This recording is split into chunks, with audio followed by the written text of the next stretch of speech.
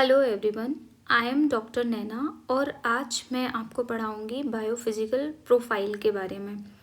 Biophysical profile एक बहुत ही interesting and important topic होता है यूजी पीजी के पॉइंट ऑफ व्यू से। ये थ्योरी में भी एंड इवन वाइवा में भी आपसे काफ़ी पूछा जाता है।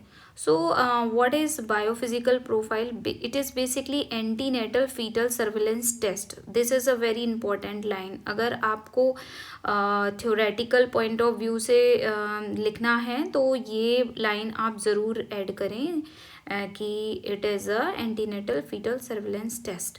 सो बेसिकली बायोफिजिकल प्रोफाइल में दो कंपोनेंट्स ऐड किए जाते हैं which is NST and sonography USG parameter. And there is one more term which is modified biophysical profile. Modified biophysical profile में बेसिकली एनएसटी इंक्लूड किया जाता है along with this sonography. Sonography में हमें क्या करना होगा, सिर्फ एक ही पैरामीटर हमें देखना होगा and which is and amniotic fluid index AFI। AFI में भी आप देखेंगे सिंगल डीपेस्ट वर्टिकल पॉकेट जो है ये ग्रेटर देन और इक्वल टू 2 सेंटीमीटर होना चाहिए। Now come to the biophysical profiles parameter. So there are 5 parameters or component in the biophysical profile जिसको आप टीबी मैन के न्यूमोनिक से याद कर सकते हैं। सो T for tone, B for breathing, M for movement, A for AFI and N for NST. So these are the 5 components. Now come to the tone. तो पहले तो हमें ये याद करना है कि जो 5 कंपोनेंट हैं इनको 2 स्कोरिंग में हम डिवाइड करेंगे। एक तो 2 स्कोर होगा और एक 0 स्कोर होगा। सो अगर आप देखें तो इसमें शुरू के जो 4 कंपोनेंट्स हैं वो सोनोग्राफी बेस्ड कंपोनेंट हैं। तो सोनोग्राफी हमें इसमें 30 मिनट की करानी होती है, इसीलिए जितने भी ये सोनोग्राफिकली कंपोनेंट्स होंगे ये भी 30 मिनट के अंदर ही हमें ऑब्जर्व करना होगा। Now come to the tone. Tone में हमें एक कंप्लीट मूवमेंट टोन देखना होगा, जैसे कि फ्लेक्शन, एक्सटेंशन। ओके, अगर ये ग्रेटर देन और इक्वल टू 1 मूवमेंट है तो ये इसमें हम 2 स्कोर देंगे। Now come to the breathing. Breathing में भी ग्रेटर देन और equal to 1 breathing for 30 second sustain होना चाहिए इन 30 मिनट। ओके, एंड अगर एक से कम है ब्रीदिंग का पैटर्न या एब्सेंट है ब्रीदिंग विद इन 30 मिनट तो हम उसमें ज़ीरो स्कोर करेंगे। So basically now come to the movement.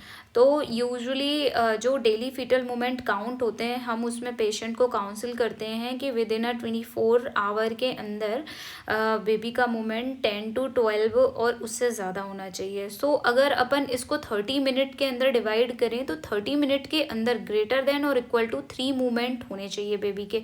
अगर 3 से कम है तो ये 0 स्कोर में जाएगा, 3 से ज़्यादा है या 3 है तो वो 2 स्कोर में जाएगा। और फिर आता है AFI। तो जैसा कि मैंने आपको बताया single deepest vertical pocket greater than और इक्वल टू 2 सेंटीमीटर होना चाहिए। एंड NST, अगर बेबी रिएक्टिव है, NST रिएक्टिव है तो हम उसको 2 स्कोर देंगे, और अगर नॉन रिएक्टिव NST है तो हम उसको 0 स्कोर देंगे। Now come to the score interpretation. देखिए इसमें 5 कंपोनेंट होते हैं और मैक्सिमम हम उसमें 2 स्कोर्स देते हैं, तो मैक्सिमम जो टोटल स्कोर होगा वो 10 होगा। 10 और 0 दोनों के बीच में वेरी करेगा। तो अगर इसको अपन इंटरप्रिटेशन करके देखें तो 8 to 10 अगर स्कोर आ रहा है तो वो नॉर्मल कंसीडर किया जाता है, जिसमें अपन को रेगुलर रूटीन फॉलोअप के लिए काउंसिल करना होगा। अगर स्कोर 6 आता है विच इज़ इक्विवोकल, तो इसमें हम क्या करेंगे, वेरी वेरी इंपॉर्टेंट, इसमें हमें 24 आवर के अंदर रिपीट बायोफिजिकल प्रोफाइल कराना होगा। और अगर 4 आता है विच इज़ सस्पिशियस, तो सस्पिशियस के केस में हमें क्या करना होगा, डिलीवरी के लिए काउंसिल करना होगा। हम बेबी को स्टीरॉयड कवर देंगे, देन इसके बाद टर्मिनेट करेंगे।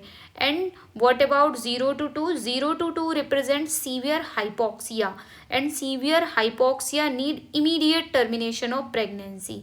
तो इस तरीके से बायोफिजिकल प्रोफाइल का स्कोर इंटरप्रिटेशन किया जाता है। एक बहुत ही इम्पॉर्टेंट लाइन जो इसमें ऐड करनी होती है वो ये है कि अगर कोई भी स्कोर हो, इररिस्पेक्टिव टू द स्कोर, अगर बेबी को ओलिगोहाइड्रोमनियोज है और बेबी टर्म साइज का है तो उसमें भी हमें टर्मिनेट करना होता है प्रेगनेंसी को। Termination of the pregnancy is required if oligohydramnios present irrespective to the score. Suppose that अगर 8 आया है बायोफिजिकल स्कोर और उसके साथ बेबी को AFI जो है मतलब ओलिगोहाइड्रोमनियोज है, तो उस केस में भी हमें इसको टर्मिनेट करना होगा। नेक्स्ट क्लास में हम पढ़ेंगे बिशप्स स्कोर, जो कि एक और बहुत ही इम्पोर्टेंट टॉपिक है। तब तक के लिए थैंक यू, टेक केयर।